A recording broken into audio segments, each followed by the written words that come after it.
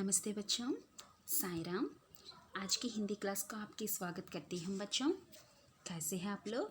आशा करती हूँ आप सब लोग घर पर स्वस्थ और सुरक्षित है। ठीक है, तो बच्चों आज हमने वसंत ऋतु चैप्टर नंबर 11 बसंत कविता के एक बार रिवीजन करेंगे। ठीक है, तो बच्चों आप लोग आपका हिंदी बुक खोलिए, पेज नंबर 80। ठीक है तो बच्चों देखिए, वसंत कविता की कवि कौन है बच्चों? इस कविता की कवि है श्री सोहनलाल द्विवेदी। इस कविता की कवि कौन है बच्चों? इस कविता की कवि है श्री सोहनलाल द्विवेदी। आप सबको याद है? ठीक है, तो इस पाठ का उद्देश्य क्या है बच्चों? बसंत कविता का उद्देश्य है प्रकृति का प्रेम। इसमें प्रकृति का प्रेम, वसंत ऋतु के बारे में जानकारी और लयात्मक का ज्ञान। ठीक है, ये है ये पाठ, ये कविता की उद्देश्य है। कवि ने इस कविता में वसंत ऋतु की सुंदरता के बारे में श्री सोहनलाल द्विवेदी बहुत अच्छे से वर्णन किया है ना? बहुत अच्छे से वसंत ऋतु के बारे में इस कविता में बताइए, और कि इस ऋतु में चारों और हरियाली का छा जाती है और इस ऋतु में कोयल कूकने लगती है ना? आप सबको याद है ये सभी विषय? ठीक है, पेड़ पौधों पर नए पत्ते निकल आते हैं और ना अधिक सर्दी और ना होती है और ना गर्मी। ओके, ठीक है, इस ऋतुओं की रानी भी कहती है। वसंत ऋतु को रानी भी कहते, ऋतुओं की रानी भी कहते हैं। ठीक है, तो बच्चों आज हमने एक बार वसंत कविता पढ़ेंगे और इसकी बुक बैक एक्सरसाइज एक बार रिवाइज करेंगे। ठीक है, तो बच्चों आप सब लोग आपका बुक खोलिए, पेज नंबर 80, चैप्टर नंबर 11 बसंत। देखिए, फूल फूल पर झूल झूल कर भौरे गाते हैं गाना। फूल पर झूल झूल कर भौरे गाते हैं गाना। ढाल ढाल पर पात पर, ढाल ढाल पर पात पर कोयल का स्वर मस्ताना। कोयल का स्वर मस्ताना।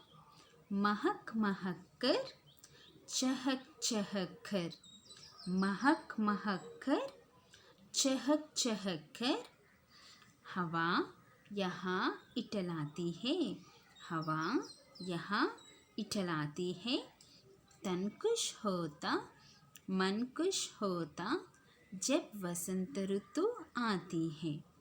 मन खुश होता और तन खुश होता जब वसंत ऋतु आती है। ये कविता की कवि है श्री सोहनलाल द्विवेदी। कविता का कवि कौन है बच्चों? श्री सोहनलाल द्विवेदी।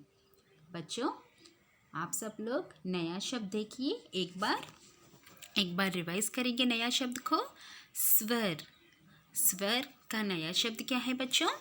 स्वर का नया शब्द है आवाज। स्वर का नया शब्द है आवाज। महक खुशबू। महक का नया शब्द है खुशबू। महक खुशबू। इठलाना नखरा करना। इठलाना नखरा करना। ढाल का नया शब्द है ढाली टहनी। ढाली टहनी। ठीक है, मस्ताना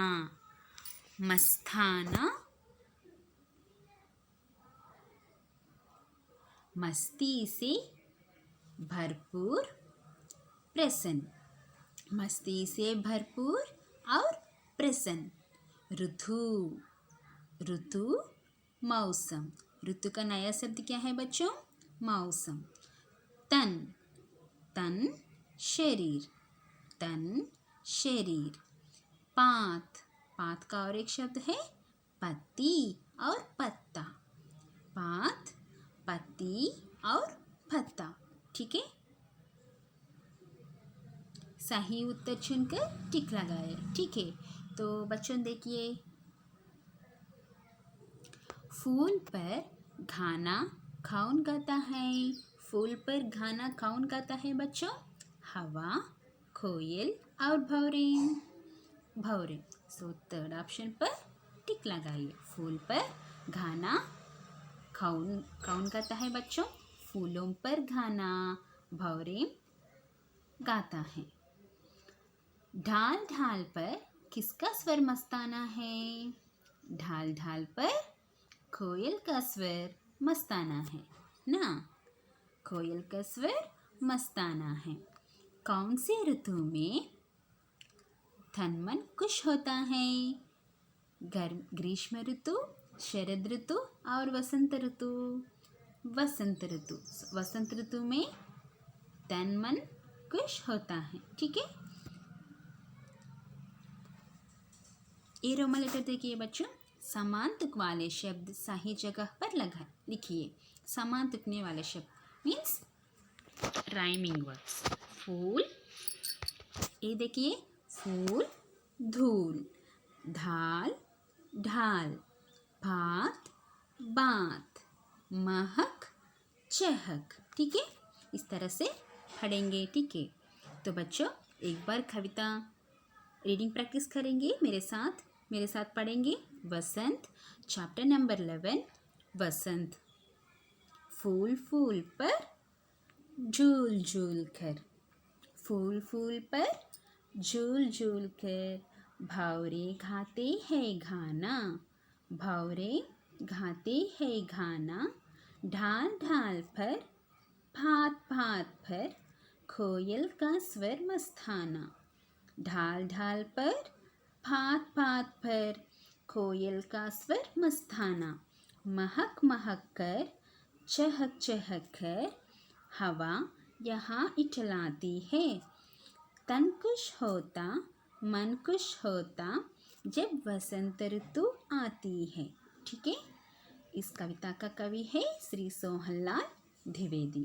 तो बच्चों आप सब लोग घर पर ये वसंत ऋतु को कविता की कविता एक बार रिवाइज करेंगे और back exercise class work reading practice करेंगे। ठीक है, तो धन्यवाद बच्चों।